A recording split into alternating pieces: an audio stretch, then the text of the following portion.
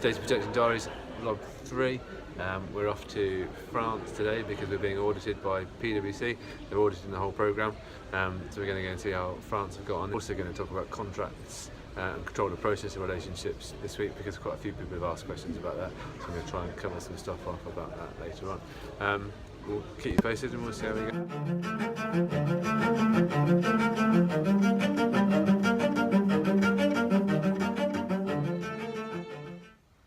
So welcome to Lyon. We're here in our French office.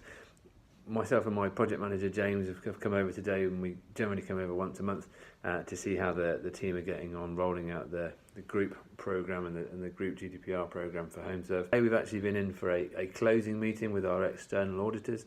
So the whole programme, the structure of the programme and how we're putting things together is being audited by PwC. Results are really good, so really positive. The project is working well and it's working in line with where it needs to be, which is what we wanted to hear.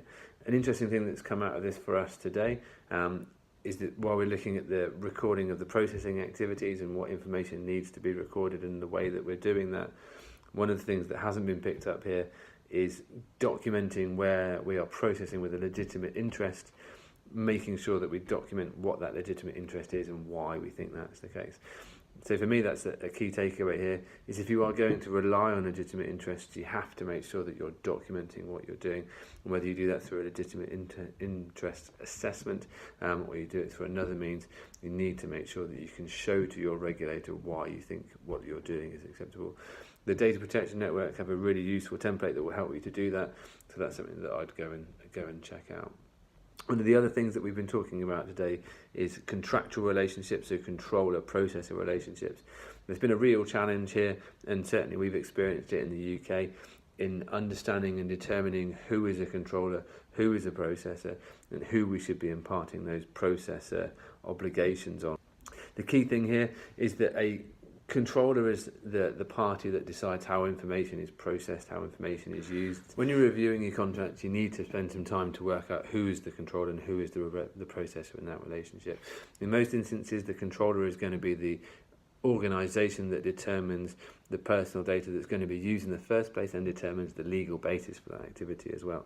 They're also going to determine what items of personal data are going to be collected, what they're going to be used for, what information they're going to collect and who they're going to collect it about, whether to disclose it to other individuals. They're also going to be in control of the subject access rights, so things like right to be forgotten.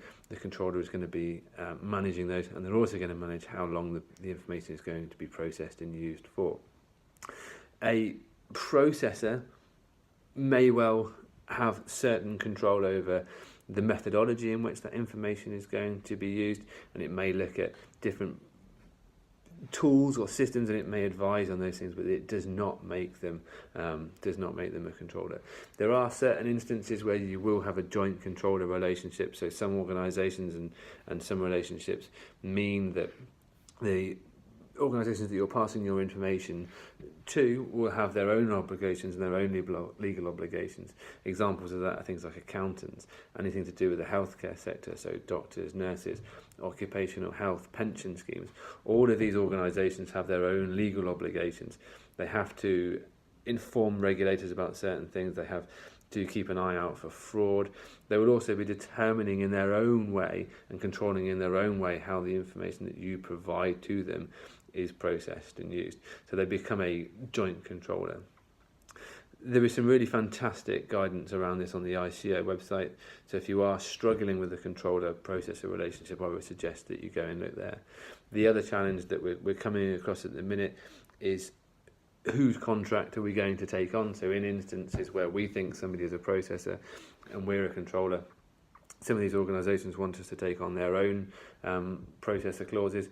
So be prepared to have those negotiations, but also be prepared to accept that in some instances you are going to be using other people's terms and conditions. There is a lot more that we can talk about this. I am trying to keep these blogs short.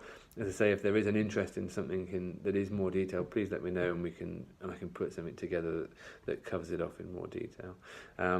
That's it for now. Thank you again for listening, and if you do have any questions or comments, please add them below, and I look forward to hearing from you soon.